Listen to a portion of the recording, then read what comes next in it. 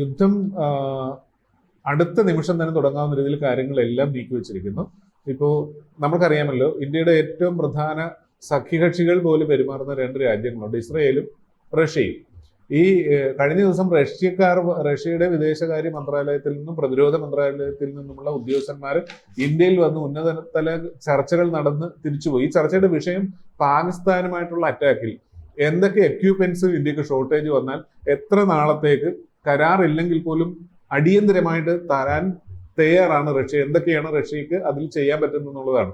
അത് ചർച്ച പൂർത്തിയാക്കി പോയി കഴിഞ്ഞു. അതിന് തൊട്ട് പിന്നാലെ വന്നത് ഇസ്രയേലാണ്. ഇസ്രയേലിന്റെ ഉദ്യോഗസ്ഥന്മാരും അവരുടെ മൊസാദിന്റെ ഏജന്റുമാരും ഉണ്ടായിരുന്നു. അവർ വന്നിട്ട് പറഞ്ഞതെന്ന് വെച്ചിട്ടുണ്ടെങ്കിൽ, നമ്മളുടെ രാജ്യത്തിന്റെ പരമാധികാരം സംരക്ഷിക്കാൻ വേണ്ടി പാകിസ്ഥാനിൽ നിന്നുള്ള ഏത് തിരിച്ചടിക്കും ഇന്ത്യയോടൊപ്പം നിന്ന് യുദ്ധം ചെയ്യാൻ ഞങ്ങൾ തയ്യാറാണ്.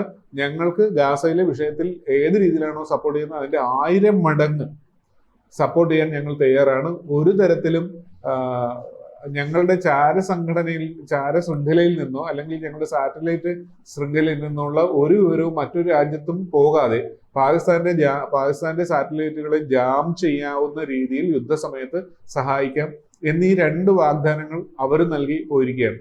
ഇനി മറ്റൊന്നും നോക്കാനില്ല, നമുക്ക് തിരിച്ചടിക്കാം. പക്ഷെ അതിനു വേണ്ടിയുള്ള അസാധാരണ നീക്കങ്ങൾ നമ്മൾ തുടങ്ങിക്കഴിഞ്ഞിരിക്കുന്നു.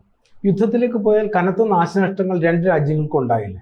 യുദ്ധത്തിലേക്ക് പോയാൽ നാശനഷ്ടം ഉണ്ടാകും. കനത്തത് എന്ന് പറയുന്നത് പാകിസ്ഥാനായിരിക്കും ഉണ്ടാകുന്നത്. കാരണം പാകിസ്ഥാൻ ഒരു ചെറിയ രാജ്യമാണ്, നമ്മളെക്കാൾ എക്യുപ്ഡ് അല്ല അവര്.